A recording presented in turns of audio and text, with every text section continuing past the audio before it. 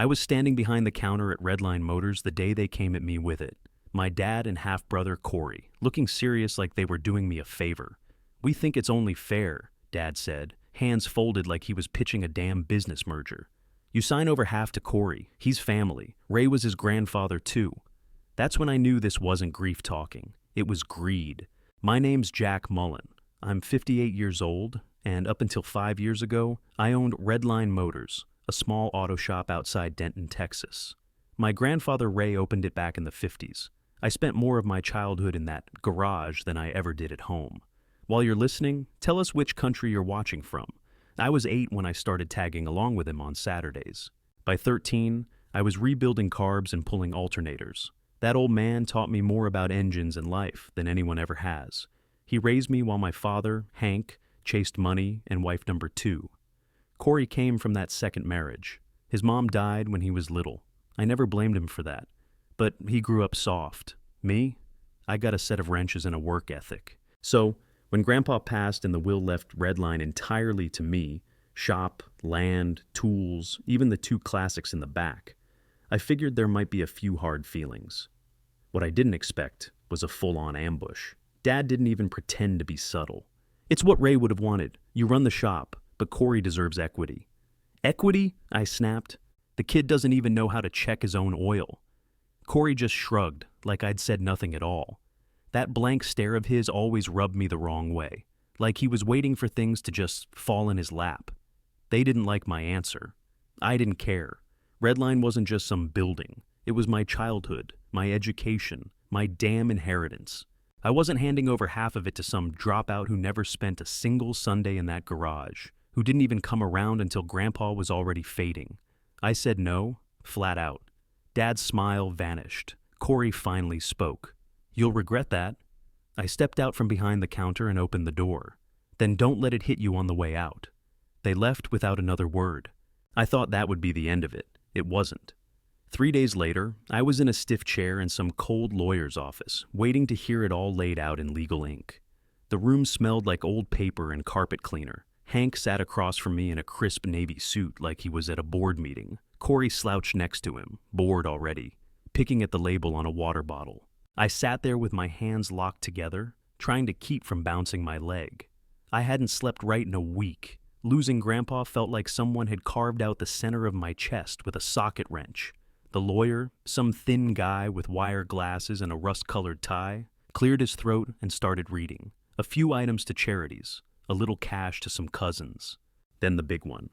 "To my grandson, Jack Mullen, I leave Redline Motors, the land it sits on, the 2 classic vehicles stored inside, and all tools, parts, and inventory associated with the business." It hit like a brick to the ribs. Not because I didn't expect it. I did. But hearing it spoken out loud, in that dry legal voice, made it feel real, final. Corey's mouth dropped open. "You can't be serious. He was my grandfather too." I didn't move, didn't blink. Hank leaned forward, slow and smooth. "Is the will contestable?" he asked the lawyer. "No," the guy said without hesitation. "It's signed, notarized, and legally sound. Your father made his intentions clear." I leaned back and crossed my arms. "Try 15 years. You ever even held a torque wrench?" He started to say something else, but Hank put a hand on his arm. They both stood up, stiff and quiet. Corey stormed out first. Hank paused in the doorway.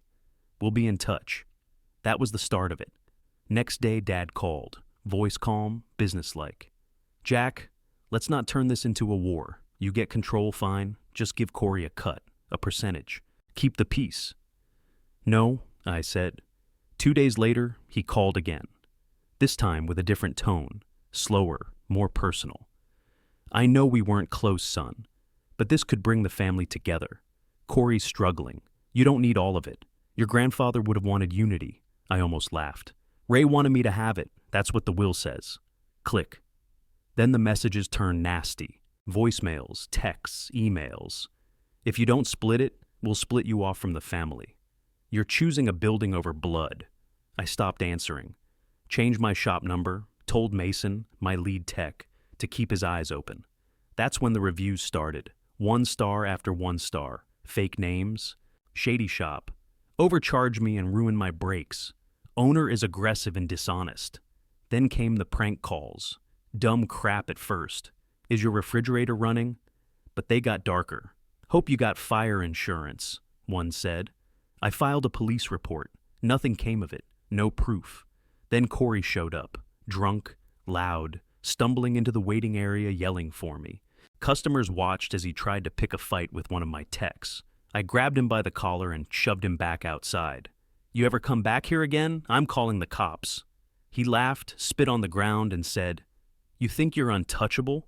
Next morning, I filed for a restraining order. Dad called me that night. No greeting, just straight fury. You really filed on your own brother?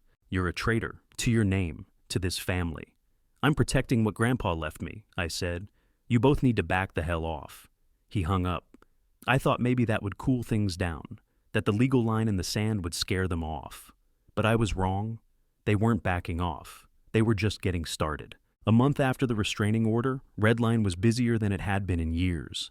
I put in 2 new lifts, expanded the back bay, hired a couple new techs, both sharp kids who actually gave a damn.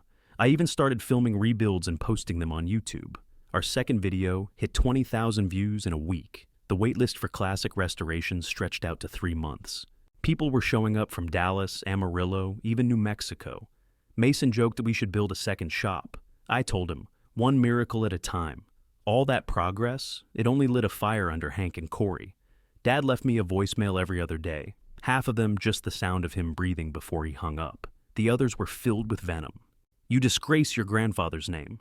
You think likes on the internet make you a real man? He built that shop. You're just monetizing it. Then Corey showed up again. He parked across the street, sat on the hood of his truck, and stared. I called the cops, again. He got cuffed and driven off, yelling that I'd pay for this. So I hired a night guard.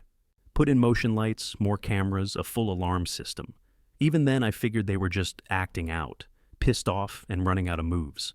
I didn't think they'd actually do something. That changed real fast. I was dead asleep when my phone lit up at 3:06 a.m. Caller ID said, Joe, across the street. I picked up, groggy. Joe, it's on fire, Jack. Your shop. Whole damn thing's lit. I sat straight up. What? I already called it in. It's bad. I didn't even put on socks, just grabbed my keys and bolted. By the time I got there, the sky was orange, flames pouring through the roof, black smoke rolling up like a factory stack. I pulled up to the lot and stopped cold. It was gone. The Camaro Grandpa and I spent 2 summers rebuilding. Black frame, white rally stripes, custom headers, melted down to bones. The old photo board in the office, ash. The safe, cracked open, blackened. The files, the paperwork, the tools we hung on pegboard for decades, nothing but metal ghosts. The fire chief met me near the curb. Arson, he said. No question. Accelerant in 3 different spots. I didn't say anything, just nodded. But inside, I already knew. Cops pulled the footage the same morning. The pharmacy across the street had a grainy camera mounted under the roofline. Low angle, but clear enough. 2 figures, both carrying gas cans, stepping around the side of my shop at 2:50 in the morning. One of them had a limp, that stupid sideways drag Corey got from wrecking his dirt bike at 17. The other had Dad's thick barrel chest and the same stiff-legged stride he'd had since blowing out his knee in college. I didn't need high def. I knew who they were. The cops picked them up that afternoon. I didn't go to the arraignment. Couldn't stand to look at them. But Mason went, said Dad stood there in court in a blazer like he was at a wedding. Tried to spin it. Said it was an emotional lapse. Claimed he'd just come to talk, that Corey acted alone. Said it was all some tragic misunderstanding between men who were grieving. Didn't fly. The DA had the footage and accelerant reports. They both got charged with arson and insurance fraud. No bail. That night, my landline rang. Only one person still used it. Jack! It was my mom, voice shaking. How could you do this to your own father? I stared at the wall. How could I? You put him in jail.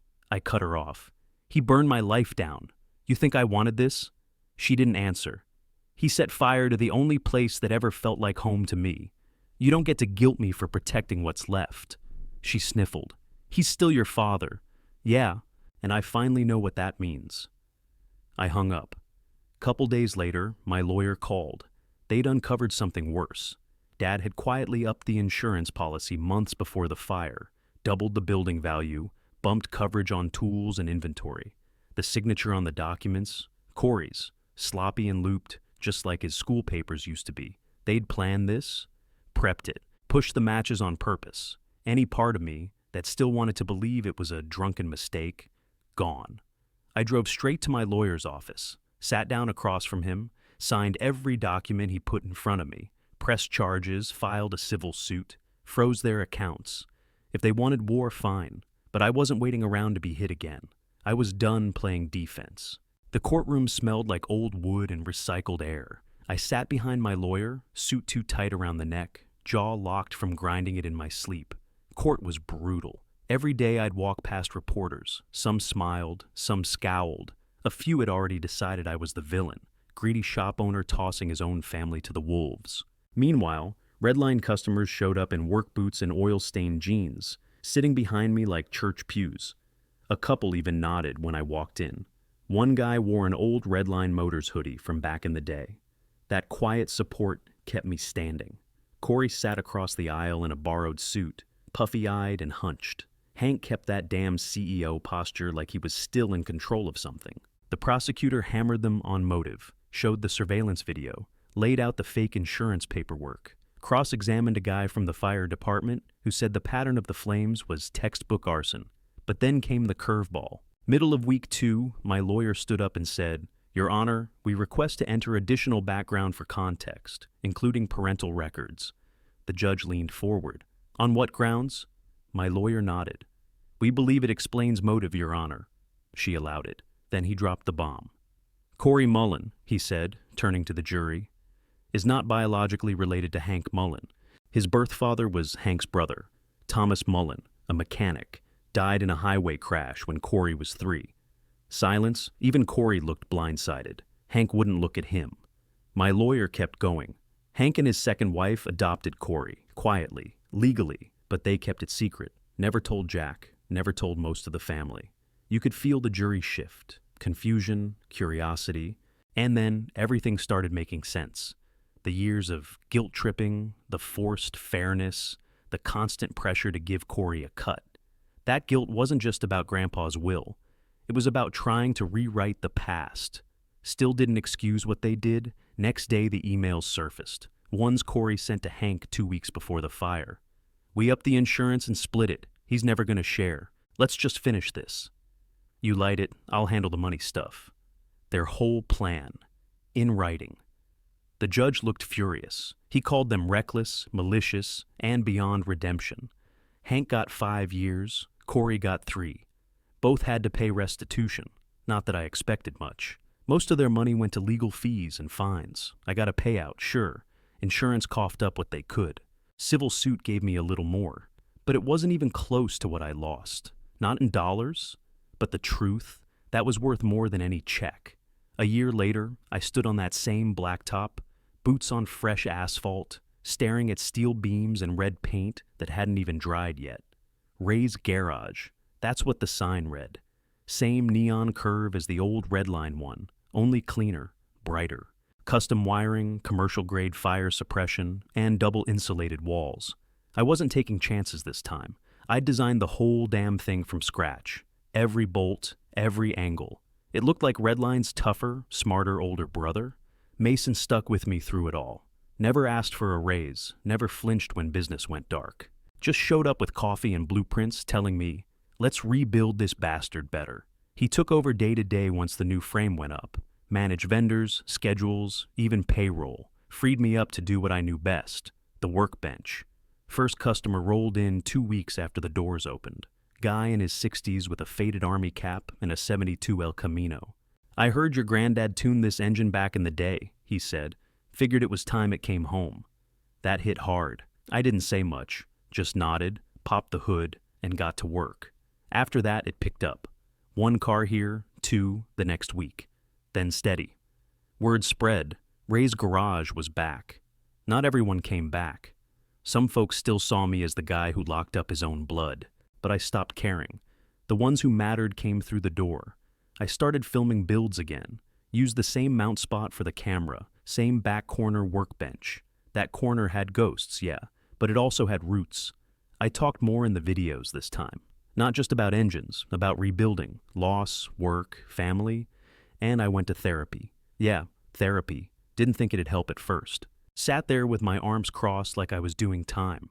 But week after week, I kept showing up. Turns out men need help too, especially the ones who think they don't. A letter showed up one afternoon, no return address, rough envelope, crooked handwriting. Inside, just one page. Corey said he always felt like an outsider, said he never knew where he belonged, and by the time he realized what he'd done, it was too late. Said the fire was the worst mistake of his life. I stared at that letter for a long time. Didn't feel sorry for him, not exactly, but something in the way he wrote it, no excuses, no finger pointing, made me pause. I didn't write back right away. Didn't really know what I wanted to say. A couple months passed before I finally grabbed a blank card and scribbled one line. Owning up's a start. Keep going. That was it. No signature, no return address either. Just dropped it in the mail and left it alone. Mom still called sometimes. She stuck around after everything, always gentle but cautious, like she didn't know where the lines were anymore. She told me she divorced Hank 2 weeks after sentencing. I felt like I was waking up from a long nap, she said. One I didn't know I was in. I didn't say much, just listened. One day she asked me, real quiet, "Would you ever talk to him again?" I took a breath. "Maybe," I said. "Someday, but only if it's on my terms." There was a beat of silence, then she said, "That's fair." Cleaning out the storage unit behind the garage one night, I found an old shoebox under a tarp, water damaged and dusty, half the contents ruined. But there, at the bottom, wrapped in an oil rag, was a photo, me and Grandpa. I was maybe 15, arms greasy to the elbow, both of us grinning like idiots, holding up a rebuilt alternator like it was a damn trophy. I took it home that night, dried it out, bought a cheap black frame, and hung it right over the desk in my new office. When customers asked about it, I'd point to it and say, "That's where it all started." The morning Ray's garage reopened. I showed up early, coffee in hand, hands already dirty from tightening a loose panel on the sign. By 9, the lot was full. Way more people than I expected. Old guys in lawn chairs, families with kids climbing up on bumpers, folks I hadn't seen in years pulling in, windows down, waving like it was a damn parade.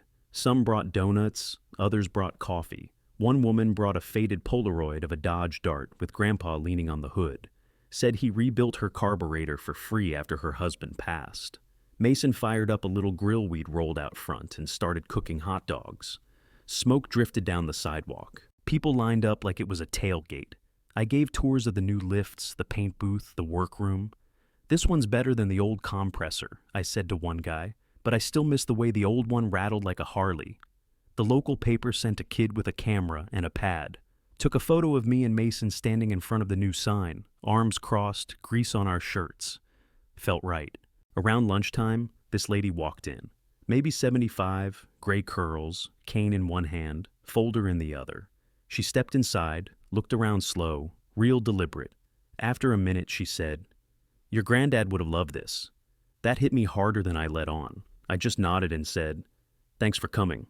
As the sun dipped behind the roofline, people started heading out. Leftover donuts on the counter, the smell of grilled onions still clinging to the air. Mason locked up the bay doors while I turned off lights, one switch at a time. Corey's due out next year. No idea what that'll bring. Maybe nothing, but I'm not angry anymore. That's something. That night, I stepped outside, locked the new doors, and stood under the glow of that red neon. Ray's garage. Open again, solid, mine.